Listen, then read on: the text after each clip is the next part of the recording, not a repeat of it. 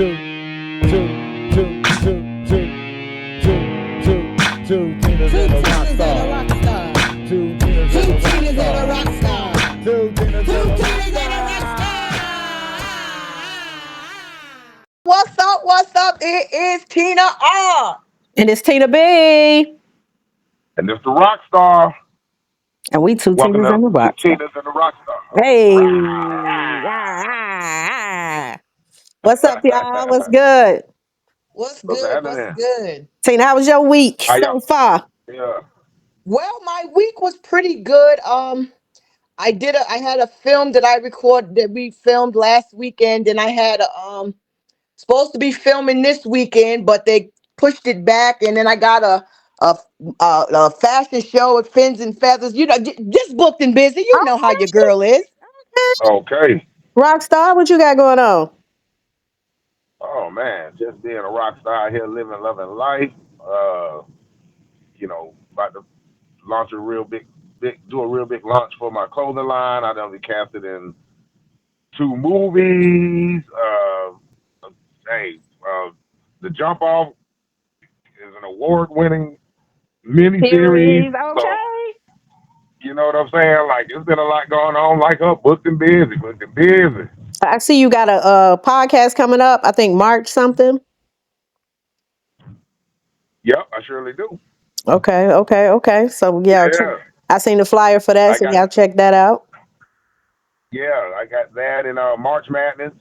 I'm hosting that with Baby Cakes for our late great legend June Smith word of mouth. So everybody, if you listening, just go on my timeline. You see all the information, but it's going down. We're gonna party.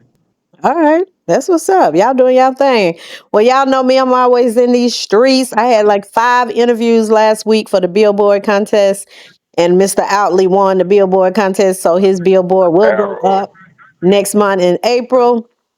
I also Okay. got nominated for Excellence in Media, and that tea party. It's a tea party event. It's going down March 15th, so I'm excited about that as well. And like Tina said, March 11th will be at Fins and Feathers with Lex Entertainment. We'll be out there Right. opening that new location. So it's a lot going on. We stay in these streets. Okay. Shout out to Thunderline. That part, yes. All right. Okay. What we talking about today, y'all? All right, so we talking about why do men get in relationships when they know they're not ready to commit? Come on, somebody, why? Okay. I want you to ask that one more time. Let's just make sure you say what you asked. Okay, why do men get in relationships when they know they're not ready to commit? I got a reason, but I want to hear the man. It's on me. Hmm. Yeah, well, who's to say that you didn't show him you weren't worth committing to? Mm. Why you get in a relationship with me? Hey, the relationship is almost like a long test drive before you get married. That's really what it Wow, is. wow. You can decide, hey, I don't want this car. I want another car. In the I mix don't of like the fit of this seat. in the mix of Hey, I driving mean, the car. That part. so when you test driving a car, you might say, while you driving, I don't like the way it takes off. I don't like the way the seat feels. I don't like certain things. I don't like the sensor going off every time something gets close to my car. And you're in the midst of driving it. Mm. But That that doesn't that mean that still I'm committed to buy it because I'm in the car. But that still goes back to saying, like, if you went as far as to getting into a relationship, I mean, I can see you dating me. Yeah, understandable. You're dating me to see if we're fit. But we done got into a whole full-fledged relationship, and you know already that you're not ready to commit to me, but you're in a relationship with me. And when I get into a relationship, that means I didn't cut everybody else off. It's just me and you. I'm committed to me and you.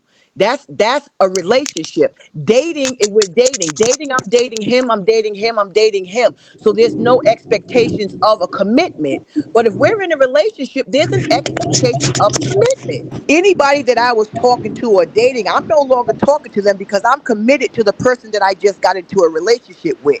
So when I'm dating, there's no expectation of a commitment. But when we're in a relationship and we're trying to build something, there's an expectation to you being committed to me and me being committed to you. That's on period.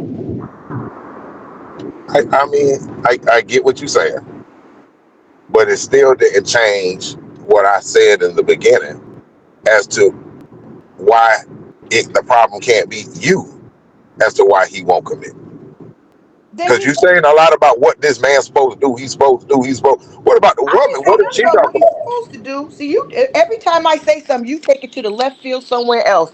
What That's I what said, makes us two this Tinas and a man, rock star. we're talking in general. We're not talking about just me. I just used me as an example that a relationship is different than dating. Dating is you're dating to see if you can even be in a relationship with this person. Once you cross the threshold of being in a relationship, we're committed to one another. That I don't care how you put it. We should be committed to each other, but it doesn't always go that way. Exactly, which brings me back to saying you said why. And I'm just reiterating what you're saying about the left field. You say why a man. You didn't say why people. You A said why man. a man. Okay, why is it about just the man? Is what I'm bringing back up to you Because because you mostly the men are the automatically. ones that don't want to commit. Women are ready to commit. We in But there. We but 10 see toes that down. that question is too direct. It's like saying why all black people got to be ghetto. They not. When you say no, okay, but when you say why men can't commit, it ain't always the men. Sometimes the women don't commit, and sometimes the woman could be the reason the man don't commit. We can't just generalize that and say why men if we can't say that women don't do the same. And again, that goes back to why get into a relationship if you're not ready to commit. Both sides, even women. Why get That into a part. relationship if you're not ready to commit? Because I know right now I'm not ready to commit, so I'm not finna get in a relationship with somebody. So we're asking, but some people still do just because they know the person and they like, well, I guess I go on and be in a relationship with her. Why do people do that? That comes from a lot of things. Sometimes it comes from traumatic backgrounds, What do you from mean? youth, from youth, whether it's a parent, friend, family member, something that abandoned them. So they walk into something with fight or flight. Off the muscle, that is where their mindset is at.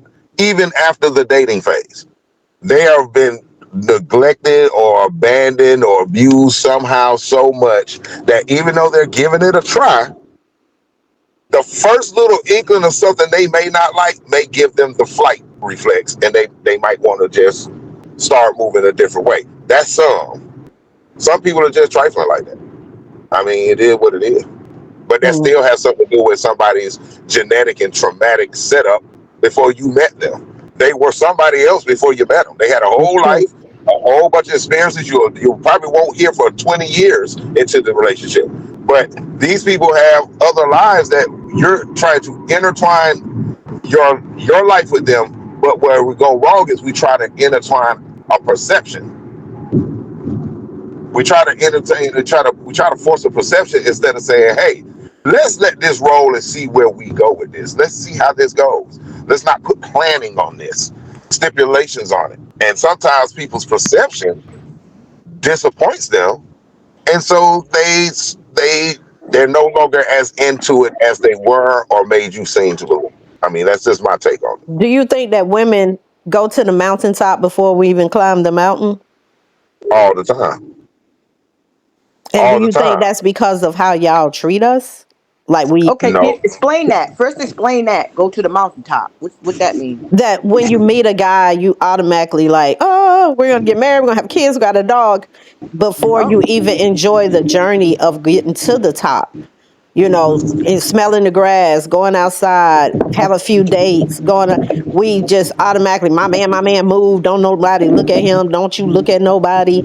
We just get territorial right off the rip. And then when it don't go that way, when he's not even looking at us in that way, now when he don't want it, the situation, you be looking like we in a whole relationship when you really wasn't.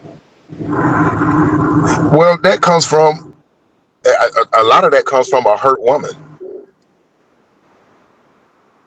That comes from a hurt woman Mm-hmm. because she probably had her hopes. She probably had her hopes and dreams set so high for something, and it didn't work, and it didn't work, and it didn't work, and it was probably because she let the man have the lead on selling her the dream, and the dream didn't come true. So now, when she gets in a relationship, she's the dream seller, and she's gonna make that dream come true. Even if it don't, she's gonna die trying. She like, oh no, when I meet him, oh, I'm in love. And you know how it looks when we see that. That stuff looks weird when somebody just meets somebody and then all of a sudden they down there talking about marriage and babies. And you're like, hey, then that person didn't meet that person.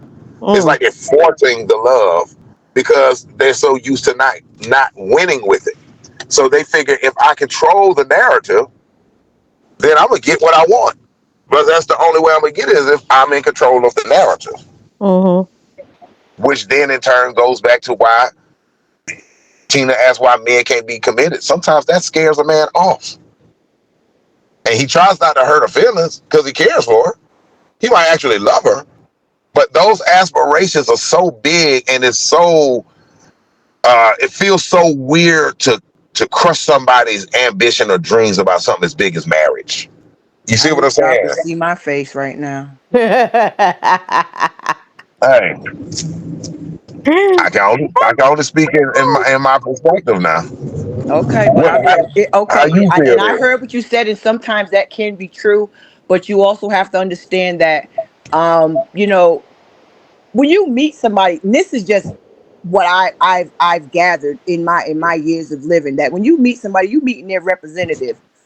When it's a man, most women are going to be their true, authentic self and let you know who they are off the rip.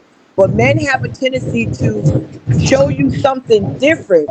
And then as you get to know them, then you find out that they're not what they were showing you in the first place. And that's where I guess the coming to the top and then down to the bottom. And then you get those women that are so excited that they finally got somebody to talk to, that they're like, oh my God, he's perfect, he's good, he's this and he's that. But she done forgot that she done met his representative. She ain't meet him yet. Yeah, She because don't even know him. sometimes women overlooking those That flaws too. because we want That him to too. be so my man, my man. We looking over, we see them red flags over and over again, and we be like, oh, that flag is okay. I move that one over a little bit. So I agree. I agree, but also let's bring it in two different forms. Okay, and what women are not realizing is they're not understanding a man's genetic of what he's taught and how to be, not to be open emotionally. And so when you say representative, he wants to be that person. That's why you met this nice person. Over time, as it gets serious with certain matters and certain situations, men tend to clam up and close up, Two, and that starts to cause friction. two, two, two Tinas in a